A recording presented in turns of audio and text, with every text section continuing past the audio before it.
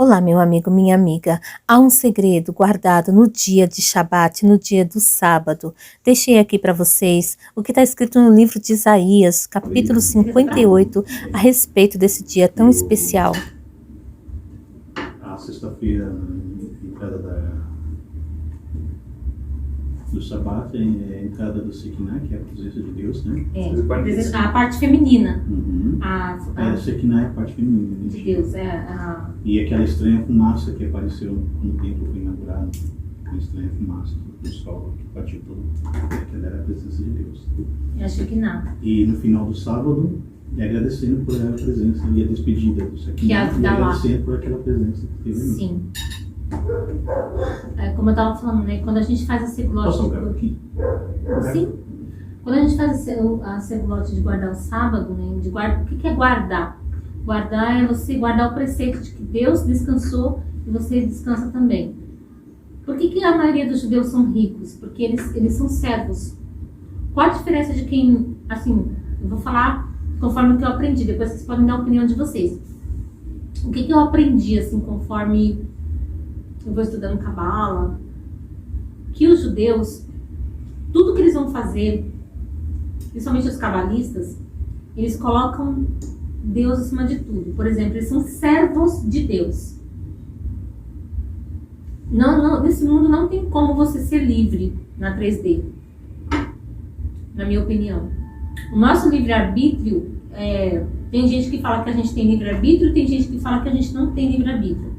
Na minha opinião, a gente tem um livre-arbítrio controlado. Por exemplo, se você tem um filho de 5 anos, você não vai dar uma chave de um carro na mão do filho. Você controla. Ah, mas eu quero dirigir. Você fala não. Então, conforme você vai amadurecendo, conforme você vai evoluindo o seu espírito, você vai alcançando mais liberdade, né?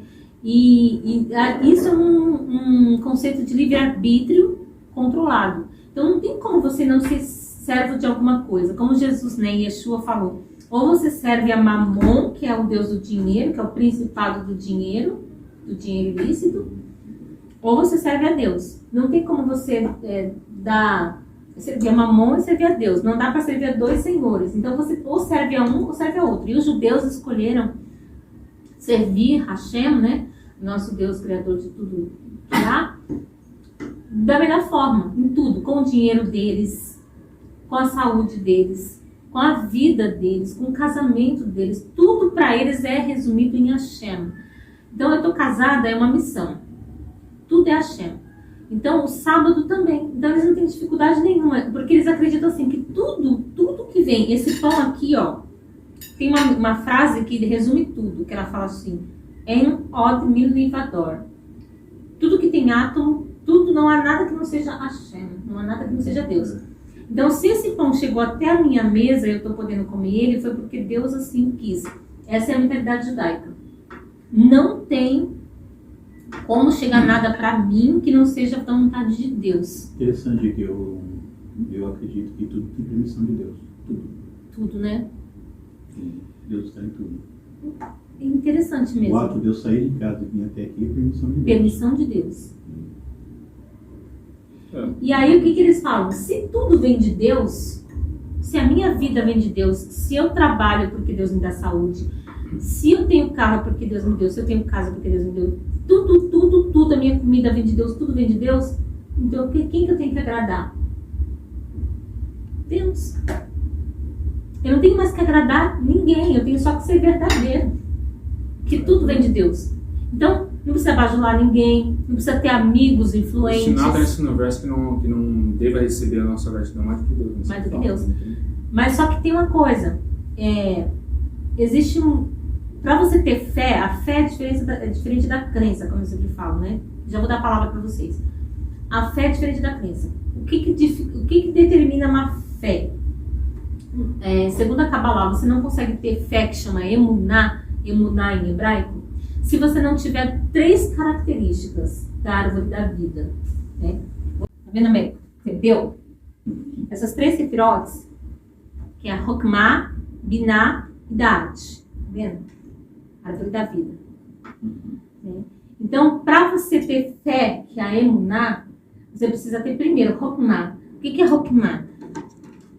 Quando você pega um livro, você fala assim, esse livro deve falar sobre tal assunto.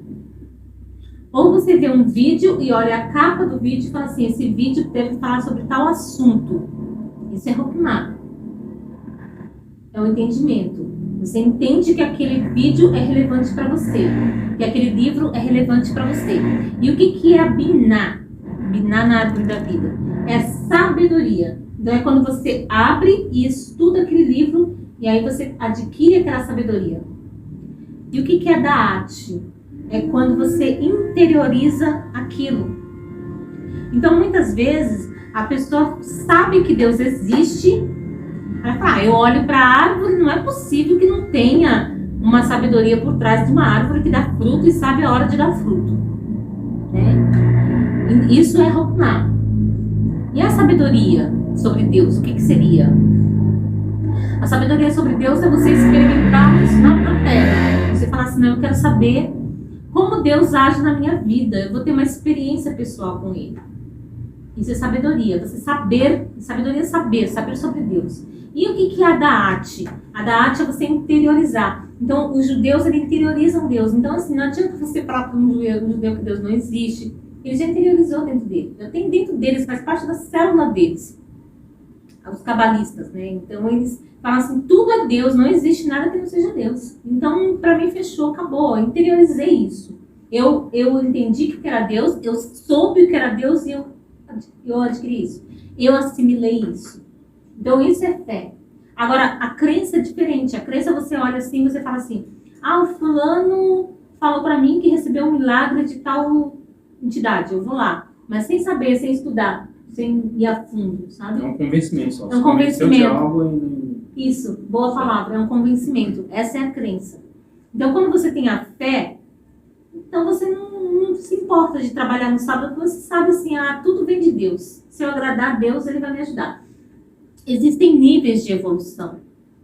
Então, muitas vezes as pessoas falam que se existe Deus, por que Ele castiga se Ele é amoroso? Né? Eu tomo a Rebeca, que é a minha cachorrinha, por exemplo, né? Se a Rebeca faz uma coisa positiva, uma coisa que me agrada, que eu sei que é certo, eu recompenso ela com petisco, certo? Se ela faz alguma coisa errada, eu ignoro. Deixo ela à própria sorte, porque a gente não pode bater no animal.